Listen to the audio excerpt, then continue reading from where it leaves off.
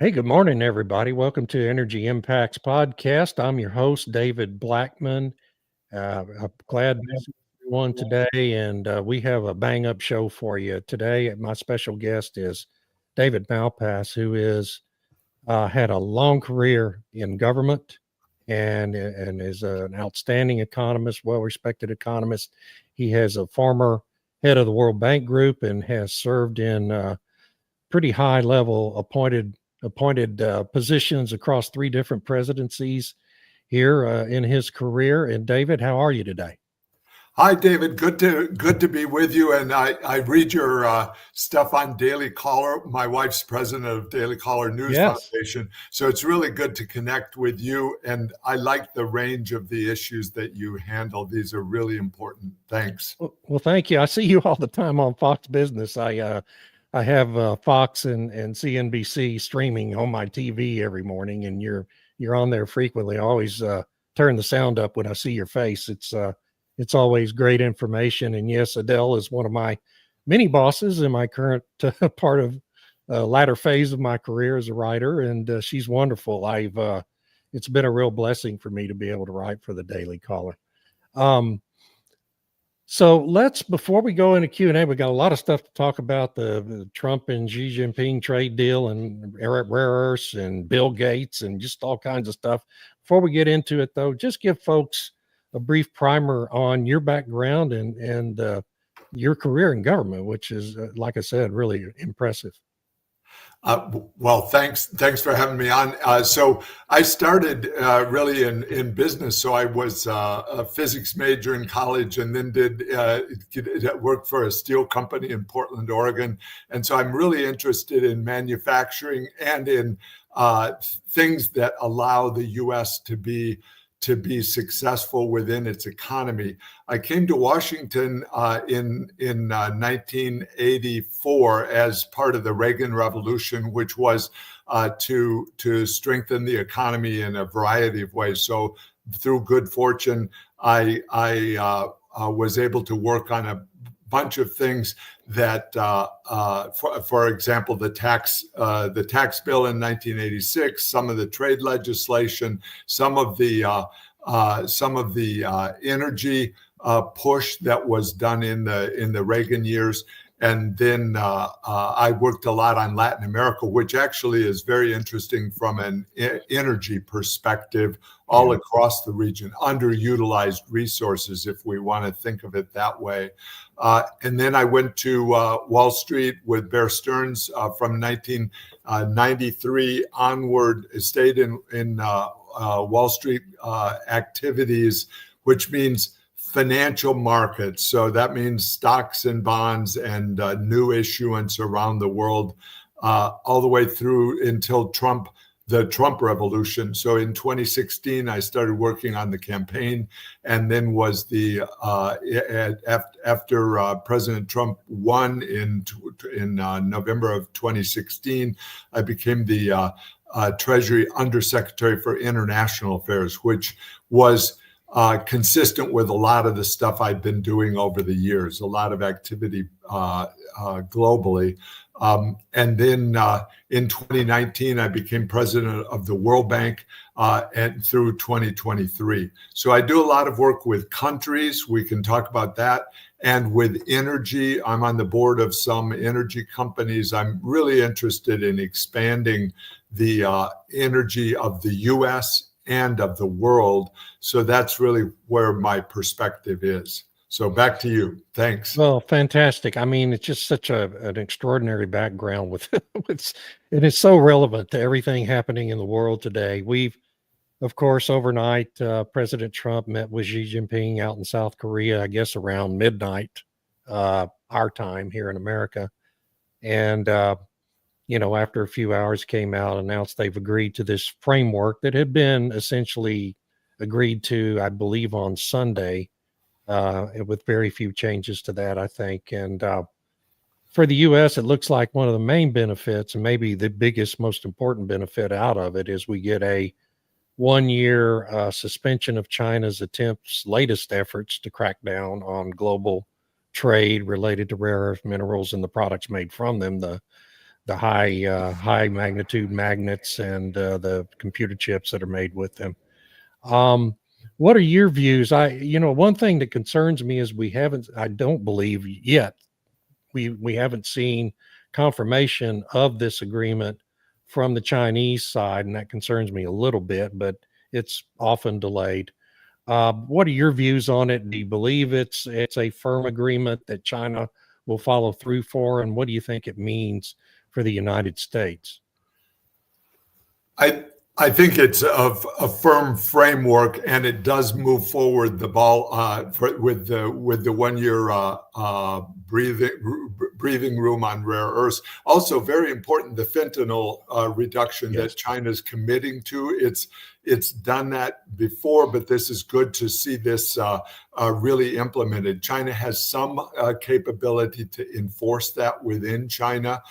If you remember back, they used to have a huge problem with producing knockoffs in all sorts of industries, and they would give the excuse that they couldn't really control things that were done within China, which wasn't genuine. So I'm very happy to see this new commitment on fentanyl.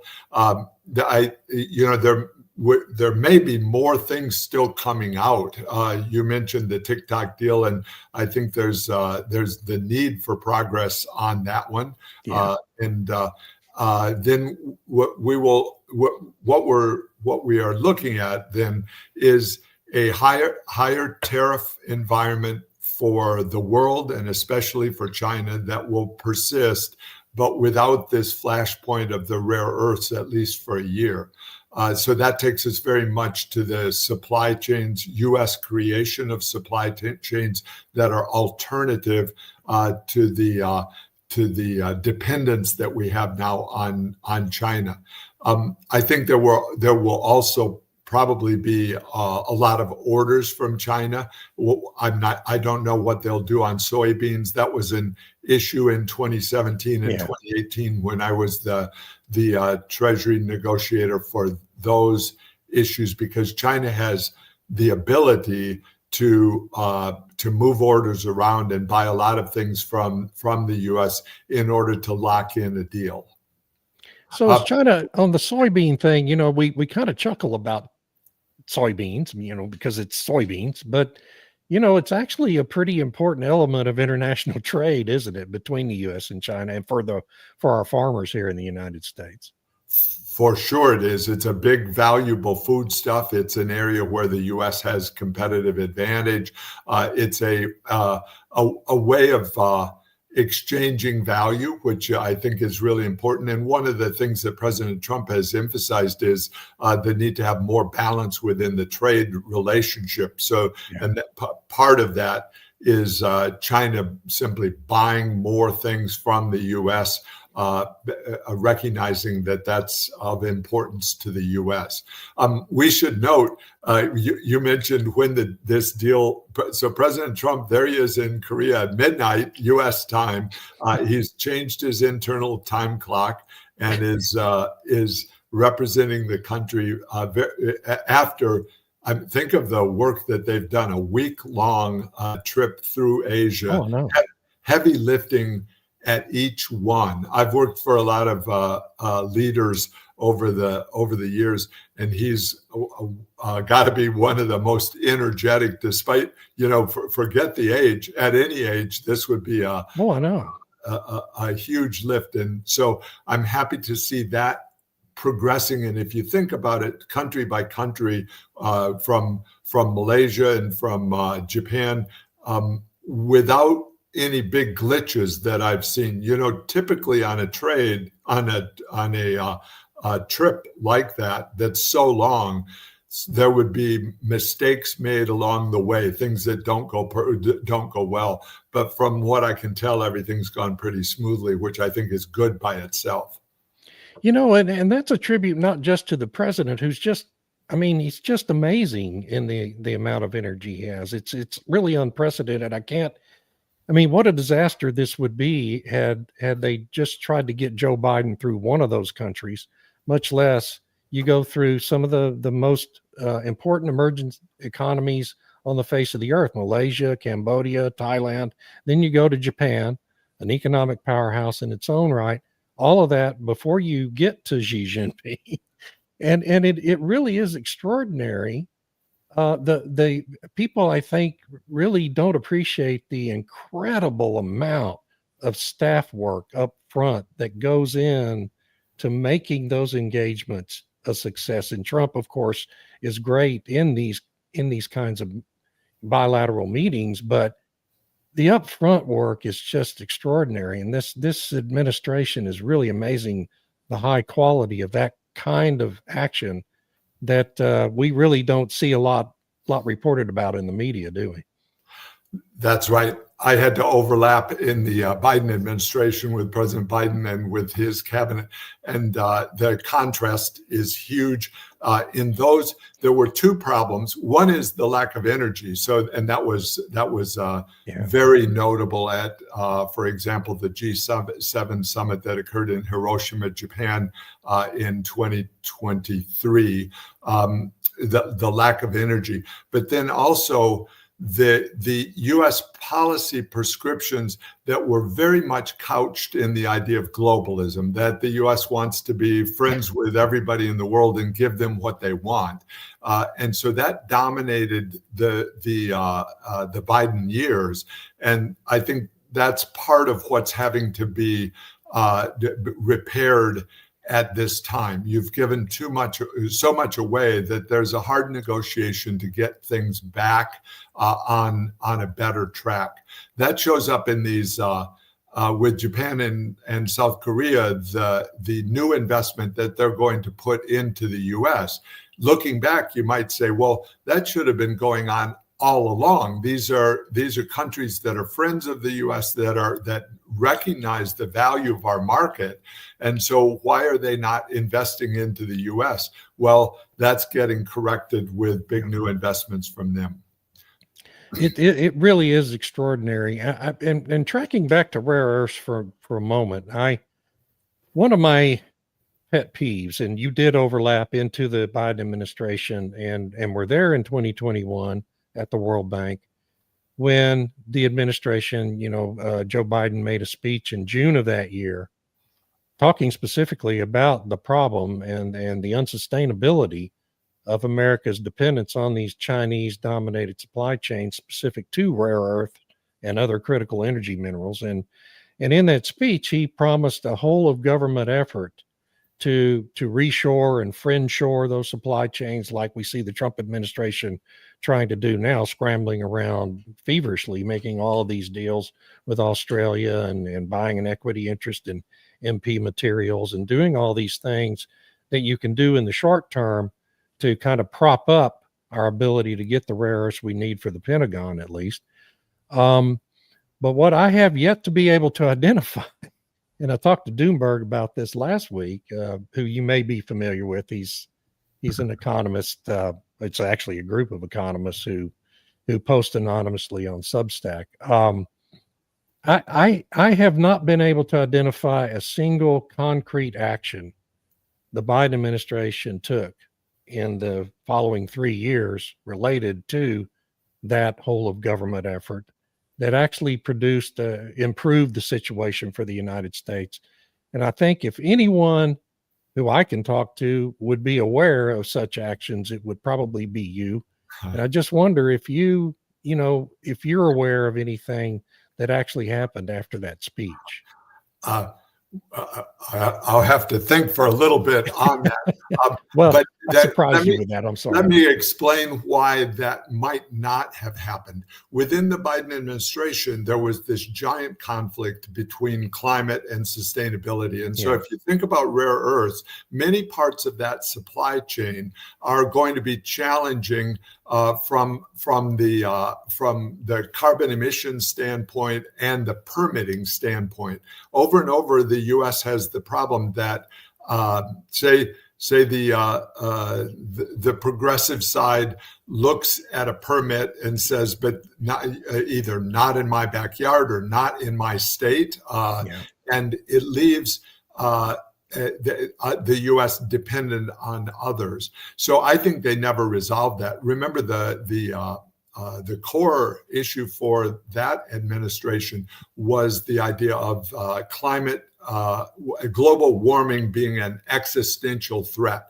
So they literally thought it was worth any cost to make marginal or negligible reductions in carbon dioxide emissions. If you take that mindset, you're never going to be able to catch up, or you're going to lose every battle with China on energy production, even on data storage. China was making big leaps and bounds because they had a better, or a system that could actually grow their energy production, which the U.S. didn't have in the Biden administration. So I'm not aware of things that they did, but their rhetoric was pointed almost solely at causing there to be scarcities of energy, not abundance. One example, in the Hiroshima G7 summit in 2023, with the 7 world leaders there, and I was there, and a couple of others. There was a presentation by the EIA, the IEA, the International Energy Association, which is based in Paris, and they went through and showed the dominance of China on processing of rare earths. So China has spent years, and people should recognize it in the US, the complexity of this challenge. China has spent years identifying on the periodic table, which is the chemistry table that shows where hydrogen is, and helium and lithium and other of the elements. They've identified each element and how rare it might be, or how it could be processed or derived from various processing activities. And they have a strategy on each one that is going to produce dominance for them on the production cycle of those. And the complexity of it is intense.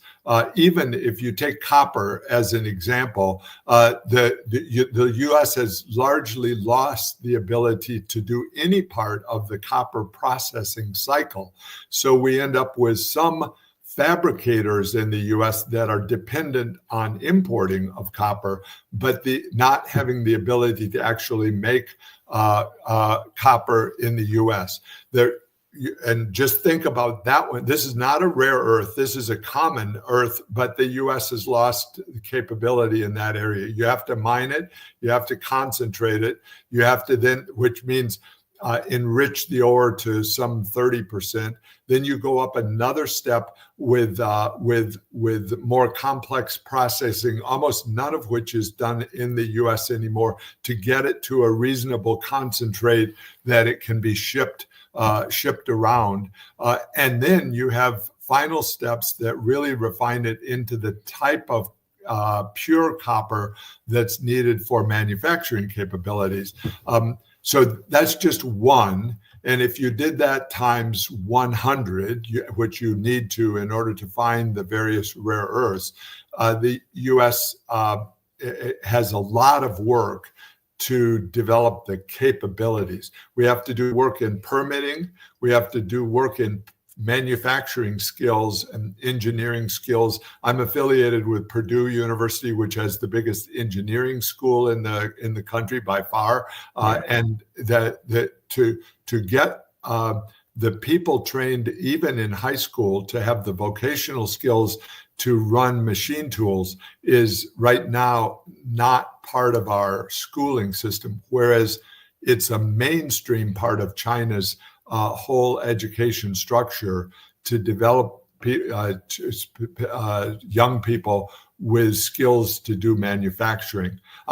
Let me go on for another minute, David. No, that's fine. No, this is awesome. Shipping is important. China's identified all these industrial sectors where they want to have dominance, because then it completes the supply chain. So the U.S. still labors under the Jones Act, which restricts severely how many ships the U.S. can have under U.S. flag, and it means that China has substantial control of the world's shipping fleet. We have the problems, the persistent problems of permitting within the U.S. across state lines. That means the natural gas pipelines, the oil pipelines, and also the electricity transmission and the grids that go along with those. So as we look at it, the amount of work to get one refinery opened in the U.S., one nuclear power plant, one new pipeline is right now a tall order at a time when China is producing dozens and even hundreds of infrastructure projects that will make it that will grow its energy base. One thing I saw at the World Bank was if you think about poverty around the world, one of the best coincident indicators of poverty is energy production. If you don't have energy, you can't run machines, you can't have crops that feed people within your country.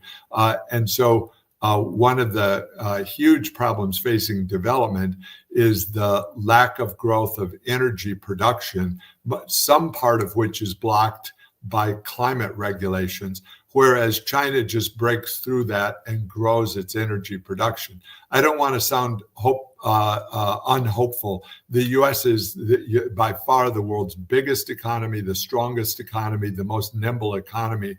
And so what it's going to take, I think, is a national effort in each of these areas that I mentioned: manufacturing, permitting, skills, and then the cross-state border activities that will allow us to have the energy production that we need. And of course, that brings up the question of, well, the Trump administration is focused on doing all those things and improving American manufacturing, mineral production, refining, everything, all of that. They're trying to do in a short 4-year term. Then we're going to have another election.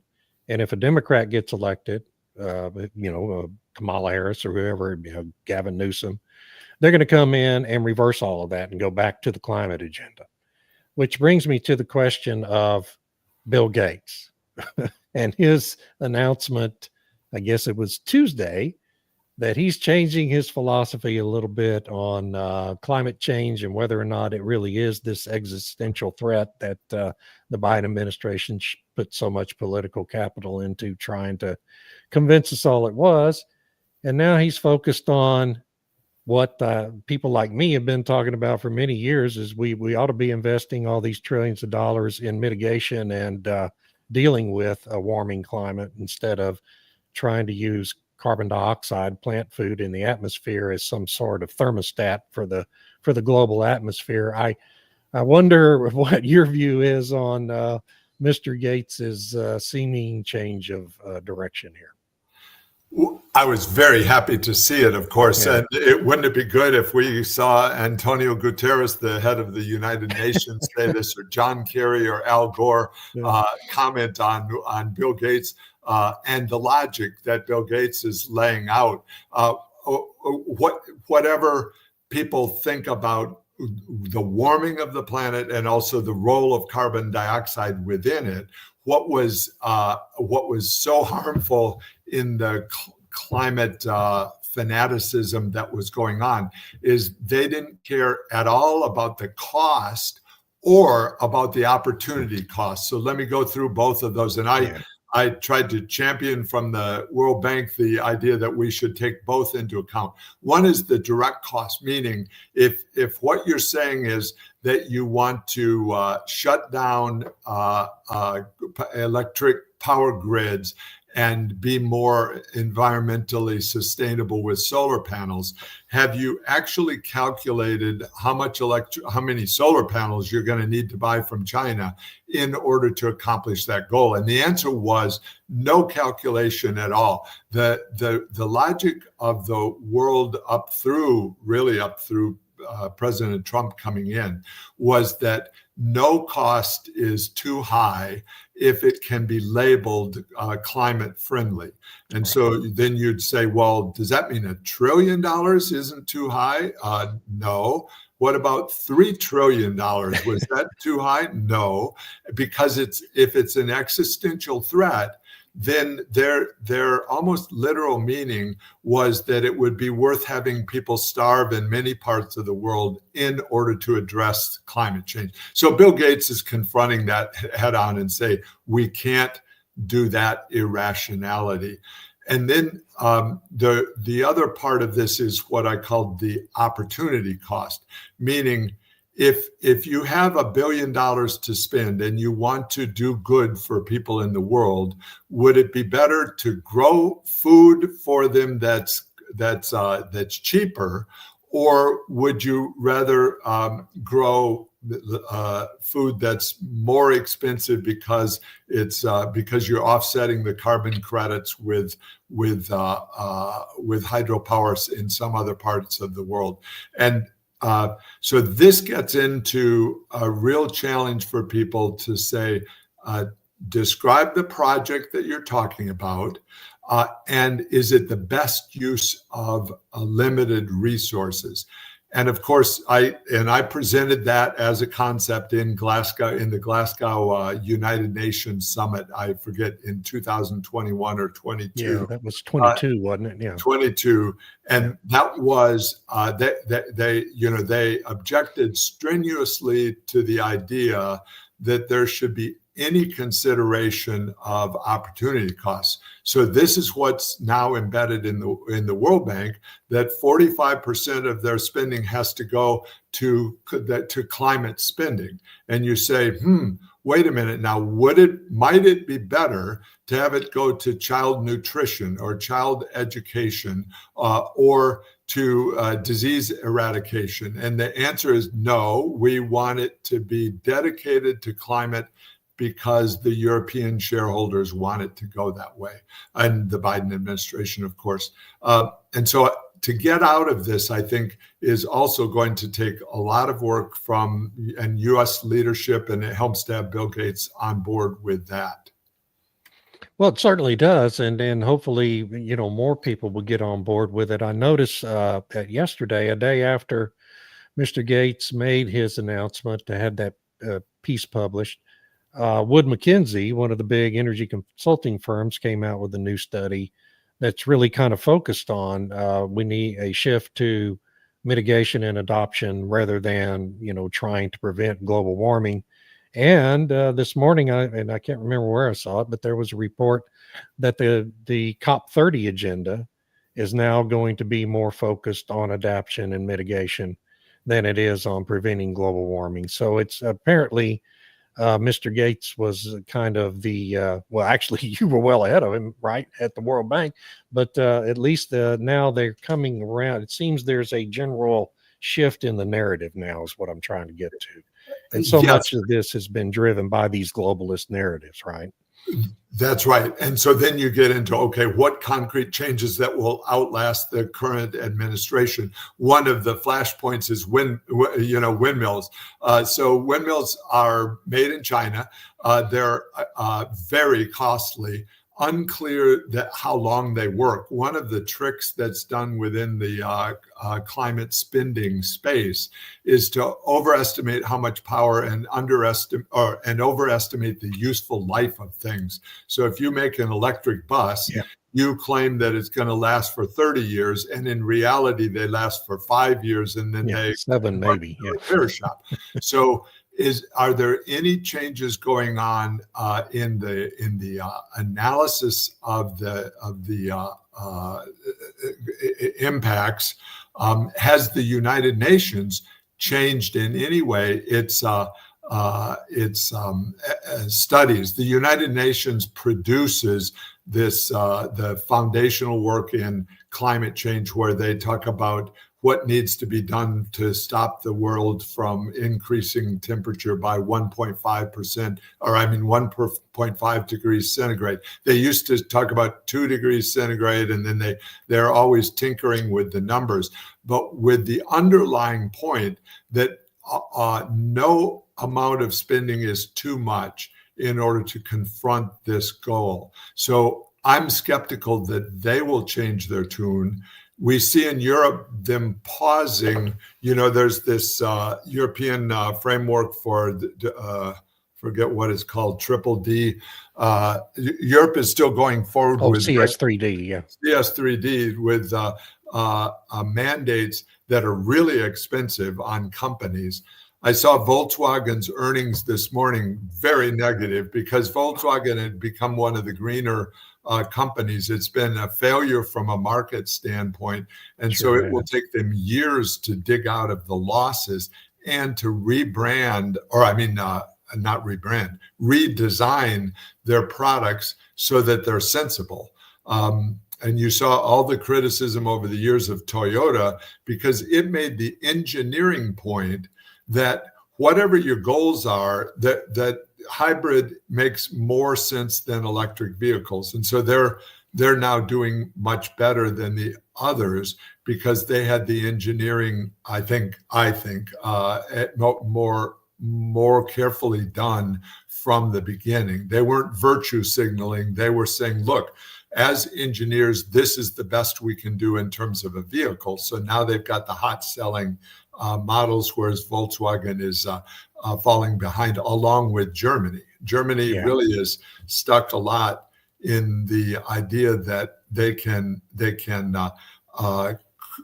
create sustainability through high cost of electricity, which is just killing their industry. And their big companies, their chemical companies, for example, are moving to China where they can get reasonable priced energy. Canada is going to be in that same fate if don't begin to change.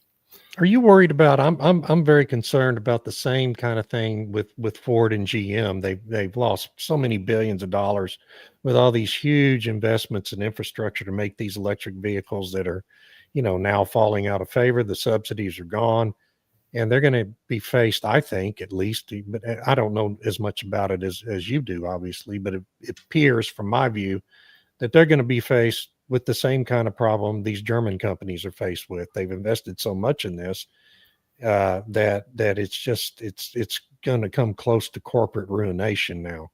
They're going to have a hard time getting back out of it and maybe converting to hybrids like Ford's trying to do, I guess, to some extent. But GM has been so non-transparent in how much it's been losing in the EV sector. It's kind of hard to gauge, but at least Ford was transparent enough to break it all out for everyone to see. But I wonder if you have those kind of concerns about our legacy integrated car companies having that same kind of stagnation problem.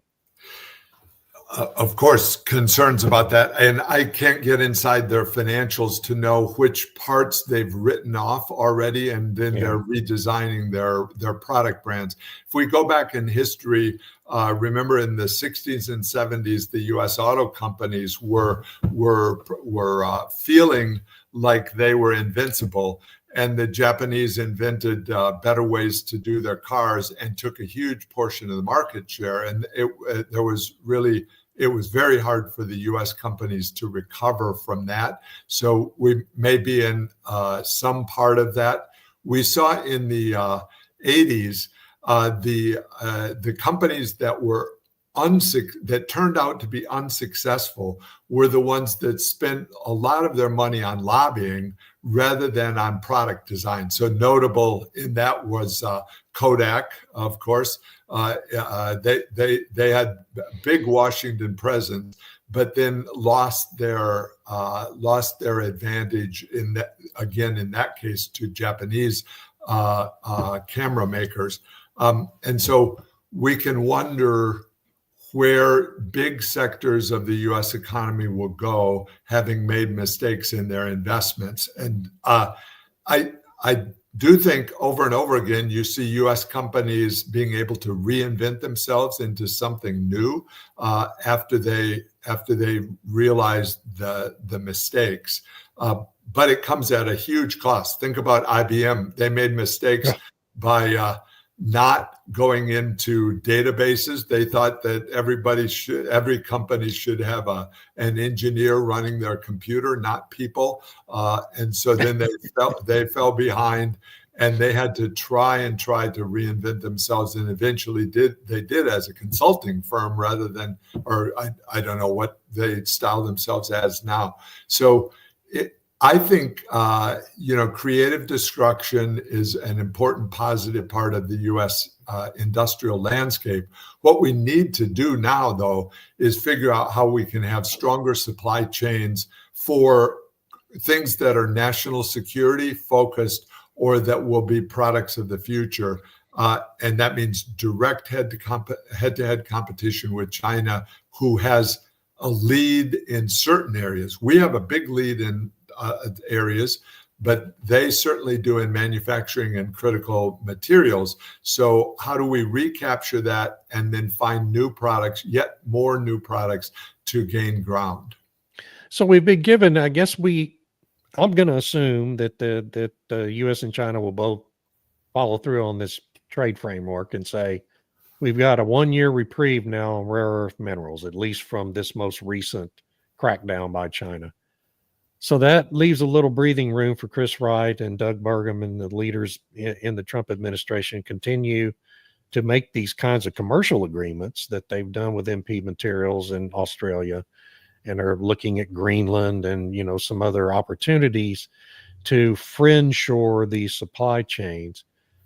That's really not doing a lot about trying to create a manufacturing and refining processing capability for those minerals here in the United States.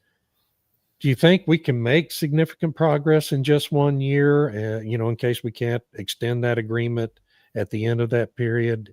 Is the administration going to be able to move quickly enough to make the situation measurably more secure where energy security is concerned?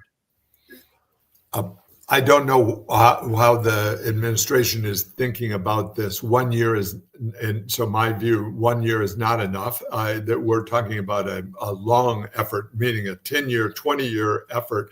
China's put 20 years into dominating the processing of critical materials. And so we have to build that capability across the whole supply chain. As I mentioned, manufacturing and permitting and energy production, chemical engineering will be important. And so the U.S. has strengths that it can bring to bear. One way I think about it, and I did at the World Bank, is tell me what project we're talking about. So if you say, let's say you want to provide electricity to people that don't have it right now. I say, great, I'm for that. What project? And then you say you want to buy solar panels from China and put them into rural areas in South Africa. I say, well, what's going to be the cost of that, and how many people will get electricity? And then you say that number, and it doesn't make any sense to do that project. So as we think about it in the U.S., we have to, I think, be setting some milestones for actual projects that get done. That would be, for example, a natural gas pipeline in the Northeast so that we can become less dependent on Europe. Right now the Northeast is living on natural gas that comes in from either Russia or Western Europe. That's another Jones Act deal, by the way, right? I mean, it's another problem with the Jones Act. So could there be a temporary exemption of the Jones Act for national security priority reasons in order to build up a supply chain? That's a good question. And maybe someone, I know politically it's very difficult to do because unions have such power within the country. Another issue is the Alaska pipeline. So natural gas is on the North Slope. It's being either flared or just emitted into the atmosphere. And so that is super valuable to the world. So there ought to be a solution to bring that natural gas down to Anchorage and ship it out. And if you didn't have the Jones Act problem, you would be using Alaska oil even more effectively. One that's current is the Venezuela resources. So it's the administration is putting pressure on Venezuela because it's got a regime that's been horrible for the people of Venezuela. It's been in bed with Iran and with Russia and with Cuba over the years, and it's sitting on this giant resource of energy. It's got the world's by far the world's biggest reserves of fossil fuels. So having that be resolved and actually make progress on it so that it's more available would be good. So what I'm suggesting is there be identification of any projects that will actually be able to make progress. That would be any mine that's going to be opened, any legislation that would allow federal preempting of the state's permitting for national security reasons. We should be allowing cross-border pipelines and cross-border electricity transmission and grids the way we did in the 50s and 60s with the interstate highway system. There was an agreement that this was a national security priority, and the highway system was built, and we have this giant infrastructure value in the U.S. We need that kind of effort, I think, in many areas in order to begin reducing our dependency on China. And that's one of the, I mean, that really points to one of the competitive advantages China really has, being an authoritarian or a communist government, a totalitarian state, basically, where they can engage in these long-term, multi-decadal projects like the interstate highway project that was supported in both Republican and Democrat presidencies in the 50s and 60s and 70s. Whereas today, our parties are so diametrically opposed to one another that, you know, the Trump administration can say, well, we're going to do a Manhattan-style project on rare earth reshoring. And for 3 years, you know, you make a lot of progress. And if the election goes the wrong way in 2028, then it all stops, and even some of it gets reversed unless we can get Congress to make some of it permanent. You know, executive orders are great, but they can easily be reversed by the next president. And so that really is a huge competitive advantage China has in all of this, right? And it just makes it so difficult for the country to catch up. Yes, and can I mention one economic issue, which is called the economy of scale? Once you reach a certain size, it becomes difficult then for others to get into that market because your factories are bigger than their factories or produce at a lower cost because you've made that initial investment. So one of the things I think we have to confront is how do we get the initial investment into these infrastructure industries to overcome the economy of scale that China has. This is particularly important, or one instance of this is in rare earths. China has the ability to process ore tailings from earlier mines. For example, across Mongolia, they have the iron that the tailings means the rudiments or the remnants from previous ore processing. So they processed iron ore historically, and so they have the waste products from that are rich in rare earths.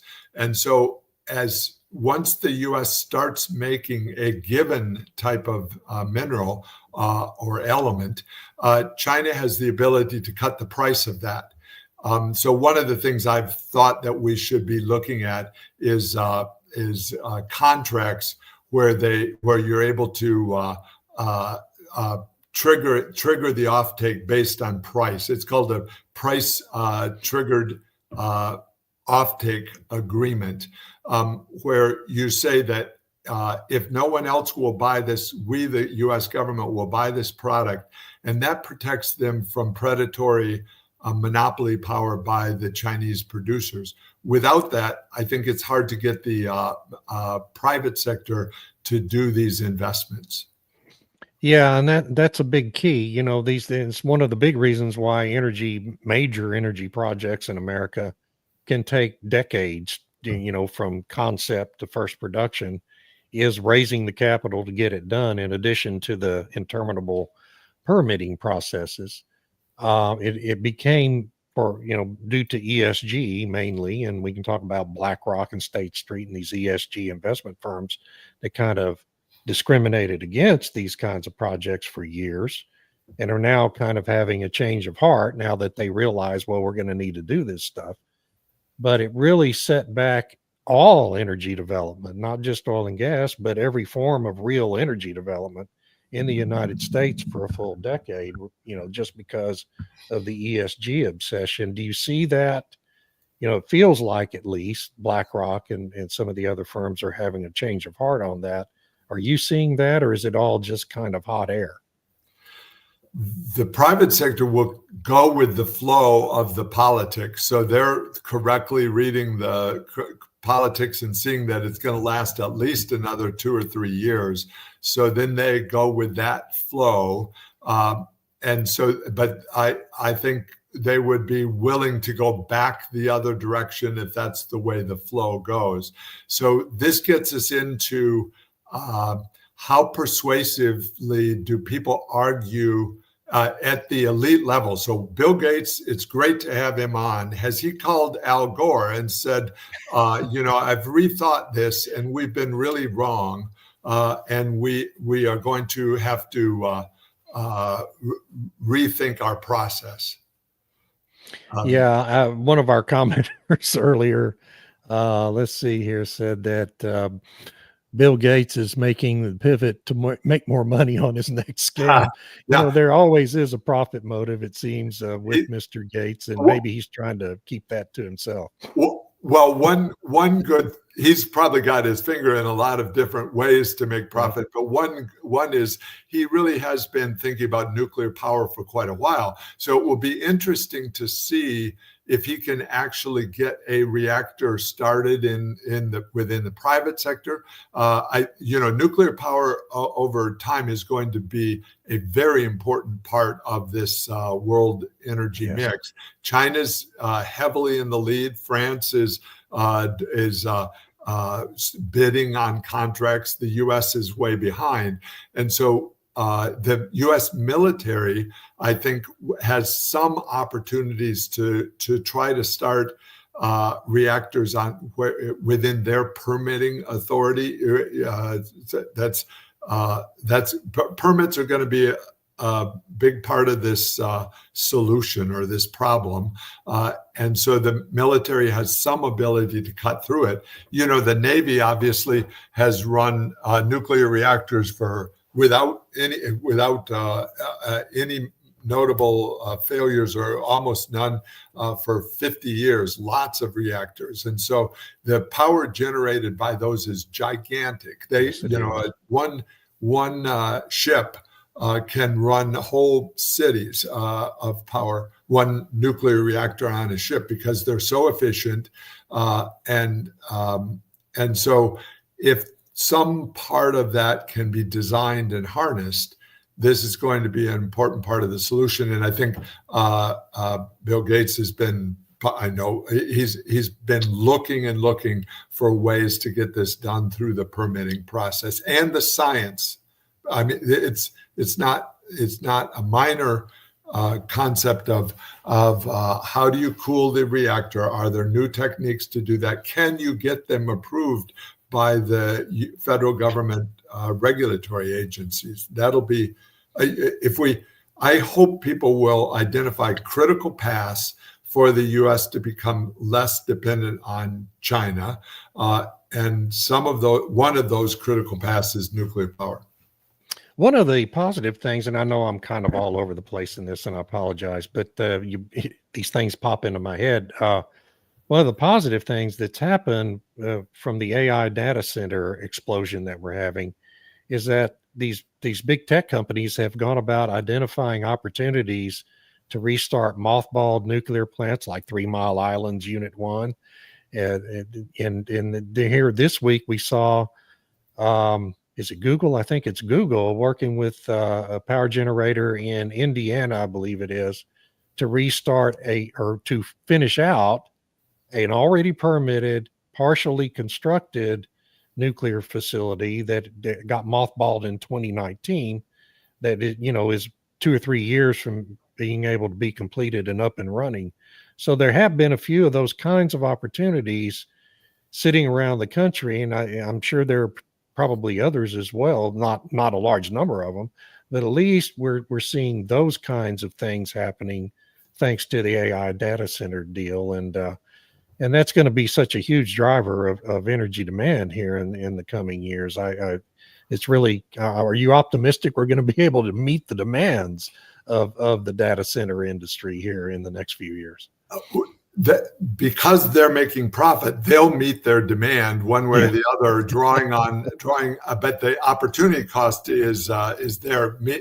There's the affordability issue as they put demand onto the grid, and they're going to try to add capacity into the grid that will help. So I agree with your basic point that having them expanding the energy use of the country for their data centers is probably a good thing for the long run, because we figure out how to do it. I've read we have 5,500 data centers. China only has 450. So if you think about their population and their needs, they're going to have to use up a lot of their electricity expanding data centers there. Can I step away, David? It's good to jump around, which is the rest of the world challenge that's out there. It's not just US and China. And so one of the problems is Europe is not really stepping up to this at all. There is initial kinds of discussions in Europe about using nuclear power, no discussions about fracking, which is a way to really expand the natural gas production. And so what has happened in Europe is their economies stagnate. Germany really has been in almost a recession for 10 years now. And that's important because it's supposed to be the strong man of Europe. In Africa, there's always talk, and Bill Gates has talk, and the World Bank has talk about meeting the electricity needs of the continent, but no real progress going on there. So I think the U.S. finds ways to make it work for the U.S., but there should be better work done on the magnitude of the energy, of the specifically electricity production needed in various continents around the world. What that will show is that we're way behind. The needs are double any of the current paths to get the power production up. That causes you to really look harder at nuclear. Some are looking at clean coal. China is using a huge amount of coal production. They get it from Australia, which then claims Australia is able to claim that it's a green country because they use the profits from selling coal to China to buy solar panels from China. And so that makes them a net zero kind of nation. So there's some hypocrisy in all of this as well. There certainly is. And unfortunately, we're bumping up against time here. If you're game for it, I would love to do a follow-up to this where we talk about South America, Africa, those kinds of things that we didn't get to in this discussion. I apologize again because I do tend to go all over the place in these interviews. I have a disorganized mind. Me too, and that's more fun. So thank you, David. I really enjoyed it, and we can try again. Thanks. Okay, good deal. Thank you so much, and thank you everyone for joining us, and we'll be back again soon with another episode of the Energy Editions podcast. That's all for now.